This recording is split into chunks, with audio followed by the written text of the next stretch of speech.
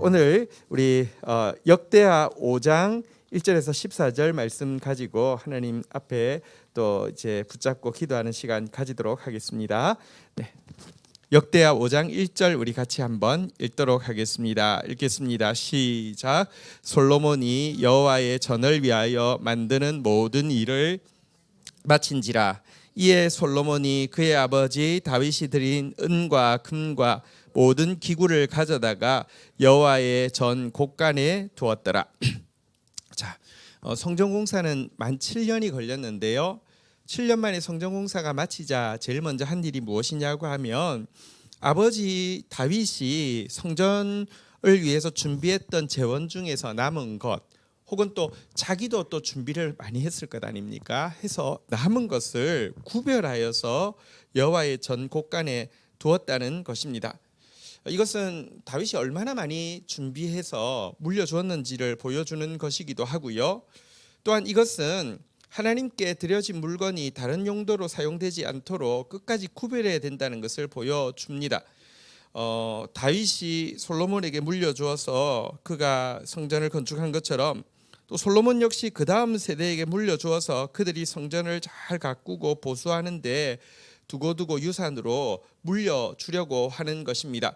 역대상 22장 14절에 보면 대상 22장 14절에 보면 다윗이 솔로몬에게 이런 부탁을 하였지요. 대상 22장 14절 우리 같이 한번 읽겠습니다. 시작. 내가 환난 중에 여호와의 성전을 위하여 금 10만 달란트와 은 100만 달란트와 녹과 철을 그 무게를 달 수 없을 만큼 심히 많이 준비하였고 또 제목과 돌을 준비하였으나 너는 더할 것이며. 정말 환난 가운데 있었지만 정말 하나님의 성전 세우는 일을 위해서, 하나님 나라를 세우는 일을 위하여서 최선을 다해서 준비했고요. 또 솔로몬에게도 너도 더해서 준비하라 이렇게 이야기하는데요. 여러분, 사실 우리가 우리 거 가지고 사는 건 아닙니다. 우리 윗대에 또 쌓아놓은 기도 가지고 유산, 영적 유산이 있기 때문에 우리가 사는 것인데요. 문제는 우리 때 다 까먹고 물려줄 거 없으면 안 됩니다. 또 우리 다음 세대가 또 넉넉히 감당할 수 있도록 여러분 물려주는 게 있어야 되죠. 어쨌든 이렇게 이것부터 먼저 구별을 했습니다. 그리고 나서 2절부터 내용을 한번 보도록 하겠습니다. 2절부터 교독을 하겠습니다. 이에 솔로몬이 여호와의 언약궤를 다윗성 곧 시온에서부터 메어 올리고자 하여 이스라엘 장로들과 모든 지파의 우두머리 곧 이스라엘 자손의 족장들을 다 예루살렘에 소집하니. 3절 읽겠습니다. 시작. 일곱째 달 절기에 이스라엘 모든 사람이 다 왕에게로 모이고. 자, 이제 성전의 핵심은 언약궤고요. 언약궤는 다윗의 장막에 보관이 돼 있었거든요. 이것을 이제 성전으로 옮기는 일을 위해서 여기 보니까 이제 모든 장로들, 지파의 우두머리들, 족장들을 다 모았는데 3절에 보니까 그 시점이 나오는데요. 여기 보니까 뭐라고 되어 있습니까? 한번 따라하겠습니다. 일곱째 달 절기에, 일곱째 달 절기에 이 일을 시작했다라고 이야기하고 있습니다. 일곱째 달이란 우리 7월을 이야기하는 것은 아니고 유대력으로 7월이고요. 유대력 7월은 사실은 그 정월이 됩니다. 그러니까 1월이 됩니다. 유대력 왜 7월에 모였을까요? 이 7월에는 중요한 절기가 있는데요. 하나는요, 한번 따라하겠습니다. 대속제일. 7월 10일에 대속제일이 있습니다. 제사장이 이 휘장 안으로까지 들어가서 이제 제사하는 유일한 날인 대속제일이 있고요. 7월 15일부터 7일간은요, 한번 따라하겠습니다. 초막절이 있는데 이때를 맞추어서 이제 7월 10일 전에 7월 한 8일부터 시작해서 14일까지 이렇게 성전을 올려드리는 낙성식을 하고, 그 다음에 15일부터 또 7일 동안 초막절을 하기 위해서 일곱째 달까지를 기다렸습니다. 꽤 많이 기다렸습니다. 그냥 이제 정상적으로 보면 한 11달을 성전을 완공하고 이 시점을 기다린 것이거든요. 왜냐고 하면 성전에서의 핵심은 속죄에 있습니다. 그리고 그 속죄는 사실은 온전한 속죄는 대제사장이 지성소 안에까지 들어가야 되는데 그건 딱 1년에 하루밖에 없는 날이거든요. 그래서 그날을 맞춘 의미도 있고요. 또 한 가지는 초막절에 맞추었다는 것도 또 의미가 있죠. 여러분 우리 찬송가 중에 이런 노래가 있습니다. 높은 산이 거친들이 초막이나 궁궐이나 내 주 예수 모신 곳이 그 어디나 하늘나라 그랬는데요. 사실은 초막과 지금 너무너무 화려한 이 그 성전, 그러나 사실은요 하나님 앞에서는 똑같습니다. 예수님 계시는 곳은 초막도 하늘나라고 궁궐도 하늘나라지만 예수님 계시지 않은 곳은 궁궐이라 할지라도 아무 의미가 없거든요. 그래서 사실 이렇게 화려한 성전을 봉헌하는 날로 초막절을 선택한 것은 또 의미가 있는 것 같습니다. 어쨌든 이렇게 다 모았는데요.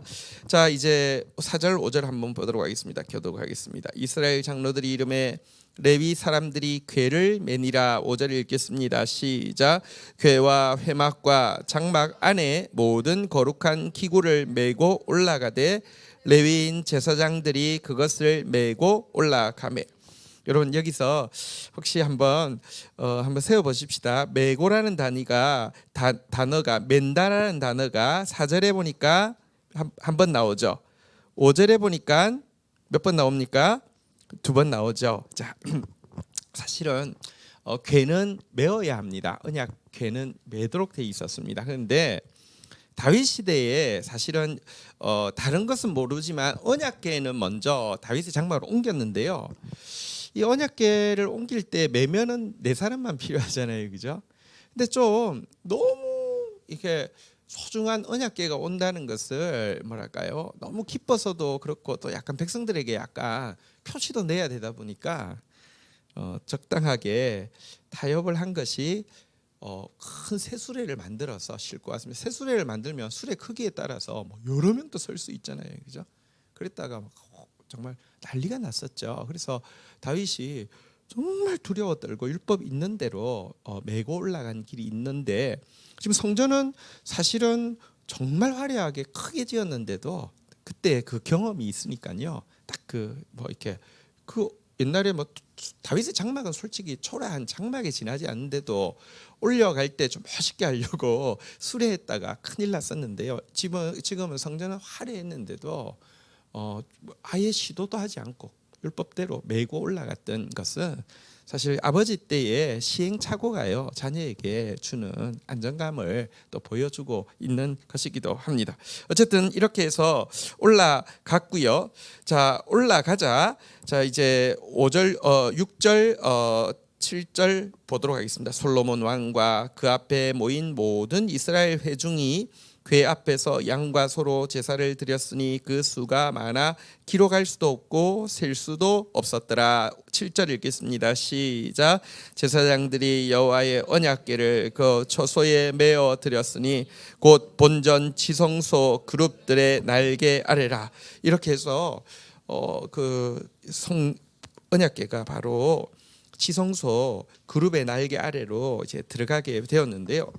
사실은 성전은 이미 완성이 되었지만 언약궤가 들어가기 전까지는 성전은 완성된 것이 아닙니다. 성전의 모든 것 다 합쳐도 언약궤 하나의 의미하고 비교할 수가 없습니다. 성전이 성전 되려고 하면 언약궤 하나님의 말씀이 들어가야지만 성전이 되는 것입니다. 그래서 이제 솔로몬은 드디어 이제 하나님의 성전이 완성되었다는 안도를 할 수 있었을 것입니다. 자, 이제 조금 더 묘사가 나옵니다. 8절부터 또 보도록 하겠습니다.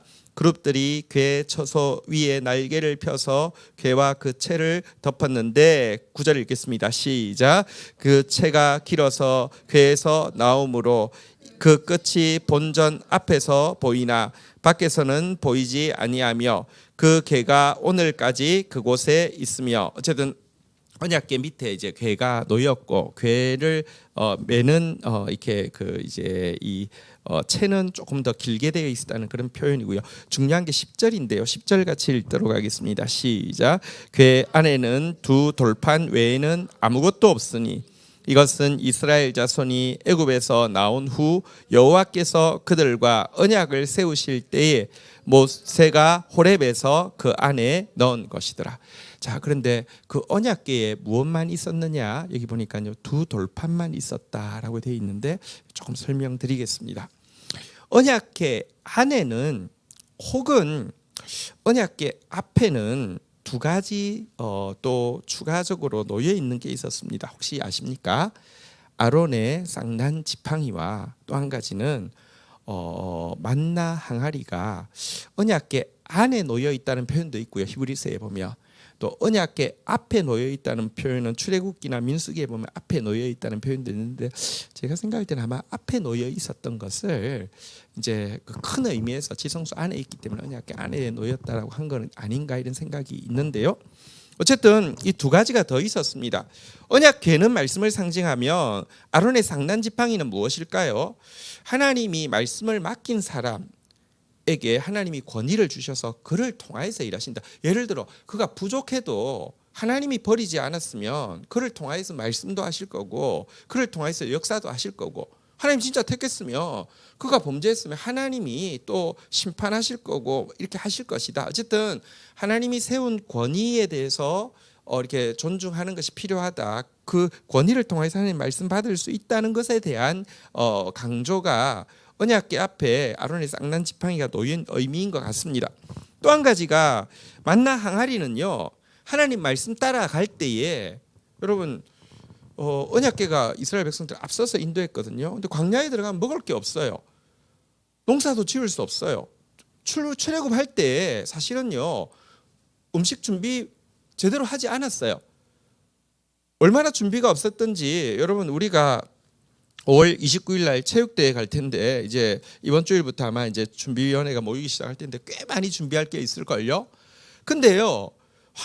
우리 한 7, 80명 움직이는 거 100명 미만 움직이는 것 위해서도 준비할 게 많을 텐데 60만 명이 움직이는데 한 끼 식사도 제대로 준비를 못해서 무교병이라는 것은 빵을 발효하지 않은 상태이기 때문에 실제로는 한 끼 식사도 제대로 준비 못하고 나왔다는 말이거든요. 그러면 60만 명이 광야 들어가면 물이 있어요. 양식이 있어요. 어떻게 되겠습니까? 큰일 나잖아요. 그런데도 언약궤 따라가니까 하나님께서 공급하신다. 이게 만나 항아리가 가지는 상징입니다. 말씀 따라가면 하나님이 공급하시고요. 또 말씀 때문에 부여되어진 권위에 순종하면은 하나님께서 우리를 인도하신다, 책임지신다 이런 의미가 담겨 있습니다. 근데 우리가 신앙생활을 하다 보면 말씀 때문에 하나님이 공급하신다는 것도 느낄 때가 있고요. 또 말씀을 위해서 세운 종을 통하여서도 하나님이 일하신다는 것을 느낄 때가 있는데 문제는요. 이 두 가지는 핵심은 아닙니다. 많은 사람들이 언약궤는 없고요. 하나님이 이제 말씀 따라갔을 때 주셨던 공급만 남아 있거나 혹은 이건 나쁜 목회자의 경우이죠. 어쨌든 하나님이 자기를 세웠기 때문에 권위가 주어졌는데 그 다음부터는 백성들에게 심지어 아무것도 몰라도 나만 따라오면 돼 이러는 사람들이 있어요. 그건 정말 나쁜 것입니다. 오늘 보십시오. 아론의 쌍난 지팡이도 아마 모세 때로부터 솔로몬 때까지 한 500년 인터벌이 있는데요. 그 사이에 이렇게 이런저런 과정에서 분실되어진 것 같아요. 잃어버려진 것 같아요. 만나 항아리도 없어졌어요. 내가 옛날에 이렇게 말씀 순종했더니 하나님께서 기적적으로 뭘 공급해 주셨어. 주의 종을 예를 들면 이게 신뢰하고 따라갔더니 정말 이렇게 말씀대로 됐어. 이게 핵심이 아니라요. 핵심은 무엇이냐? 언약궤의 말씀, 그 말씀만 남아야 합니다. 그 말씀으로 또 인도하느냐 아니면 중간에 자기가 끼어서 자꾸 자기를 부각하느냐가 참된 목자냐 거짓 목자냐를 나타내는 것입니다. 참된 목자는 청직이고요. 진짜 목자는 목자장 되시는 예수님이십니다. 예수님께로 인도하고 나는 빠져야지 세례요한처럼 빠져야지 내가 그 중간 자리를 차지하는 것은 잘못된 것입니다. 어쨌든 이렇게 이제 언약궤가 딱 놓였습니다. 자 이제 놓이자요. 11절부터 한번 보도록 하겠습니다. 이에 제사장들이 그 반열대로 하지 아니하고 스스로 정결하게 하고 성소에 있다가 나오매 12절 읽도록 하겠습니다. 읽겠습니다. 시작. 노래하는 레위 사람 아삽과 헤만과 여두둔과 그의 아들들과 형제들이 다 세마포를 입고 제단 동쪽에 서서 재금과 비파와 수금을 잡고 또 나팔 부는 제사장 120명이 함께 서 있다가 무슨 말이냐고 하면 워낙에 제사장들이 반차가 있습니다. 반열이 있습니다. 그러니까 24 반열이 있어가지고 한 반열 하고 나서 그다음 반열 하고 그러니까 한 주간씩 맡으니까 1년에 한 보통 2주간 정도 자기 당번이 오는 거예요. 그런데 이 봉헌 때는요.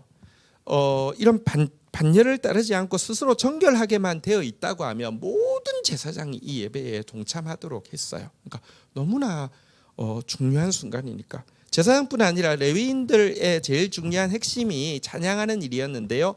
아삽, 헤만, 여두둔 같은 이렇게 그 다윗이 세운 찬양대의 리더들을 비롯해 가지고요. 어쨌든 모든 악기 나팔 동원해 가지고 함께 자 13절입니다. 나팔 부는 자와 노래하는 자들이 일제히 소리내어 여호와를 찬양하여 감사하는데 나팔 불고 재금 치고 모든 악기를 울리며 소리를 높여 여호와를 찬양하여 이르되 자 선하시도다부터 같이 읽도록 하겠습니다. 시작.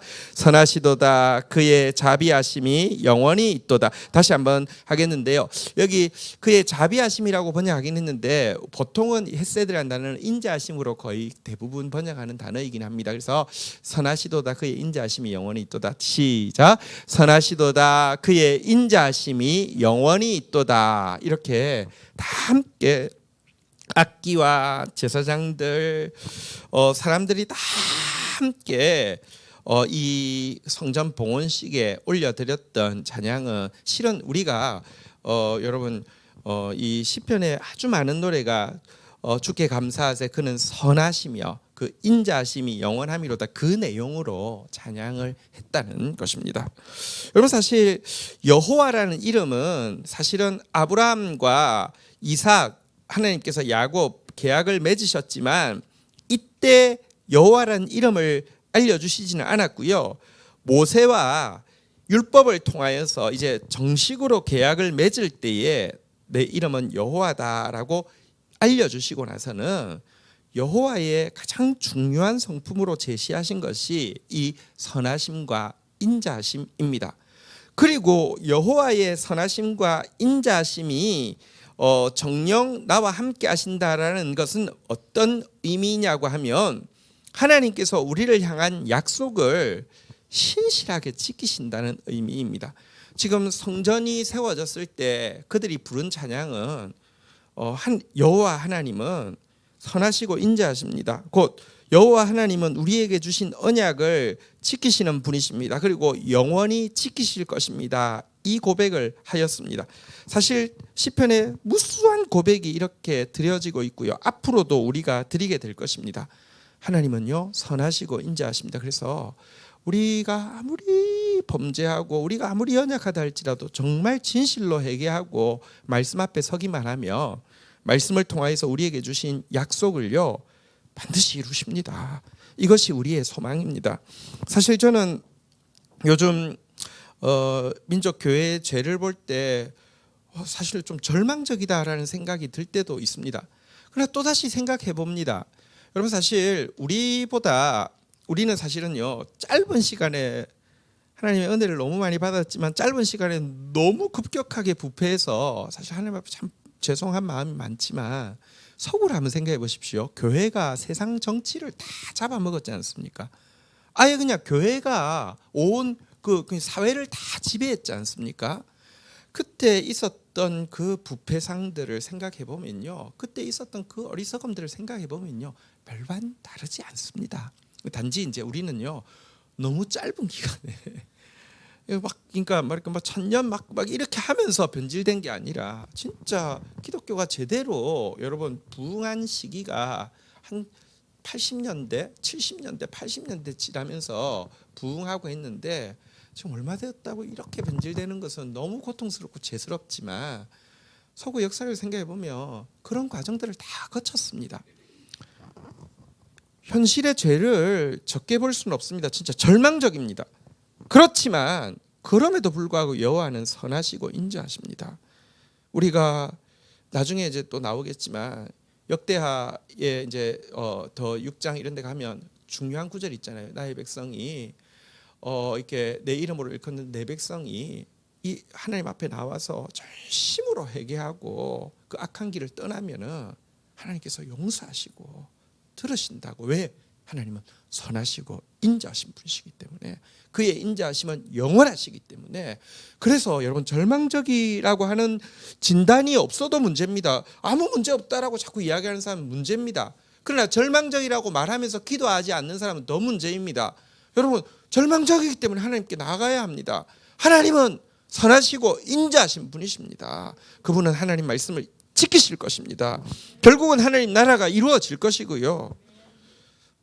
정의와 공의가 다스리는 세계가, 참된 사랑과 평화가 지배하는 세계가 올 것입니다. 그리고 우리는 우리 자녀들에게 그런 시대에 대한 소망을 심어줘야 하고, 또 그런 시대를 물려줄 수 있도록 우리는 싸워야 하는 것입니다. 어쨌든 이렇게 찬양을 할 때에 여호와의 전에 구름이 가득하게 내렸는데요. 14절 같이 한번 읽도록 하겠습니다. 읽겠습니다. 시작. 제사장이 그 구름으로 말미암아 능히 서서 섬기지 못하였으니 이는 여호와의 영광이 하나님의 전에 가득함이었더라.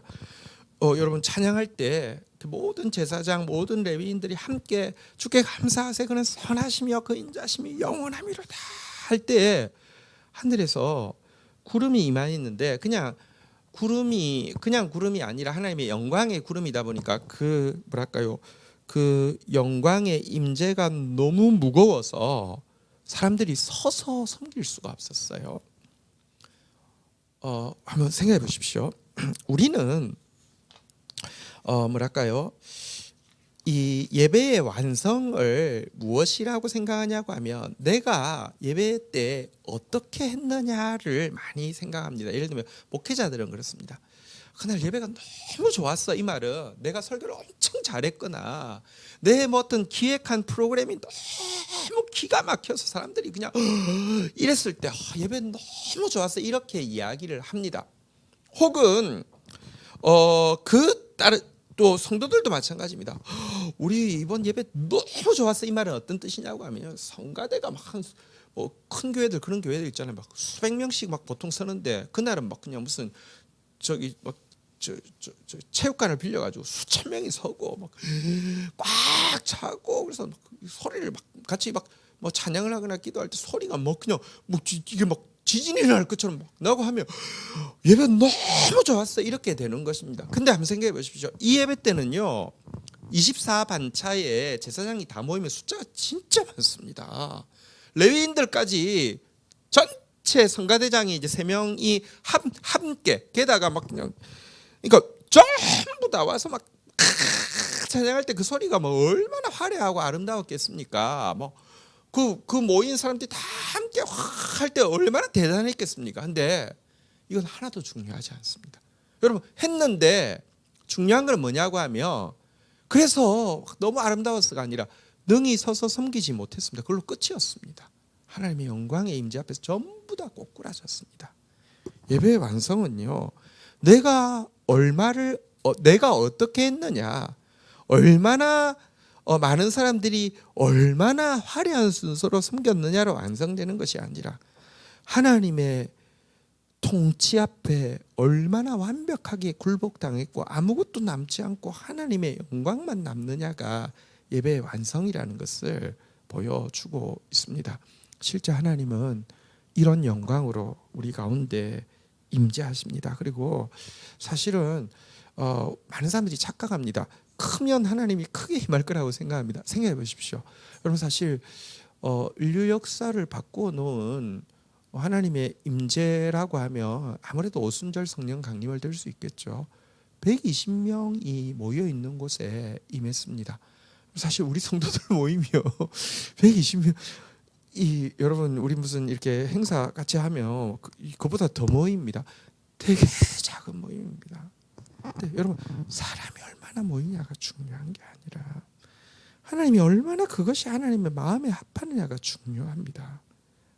이것이 여러분들 진짜 예배의 완성입니다.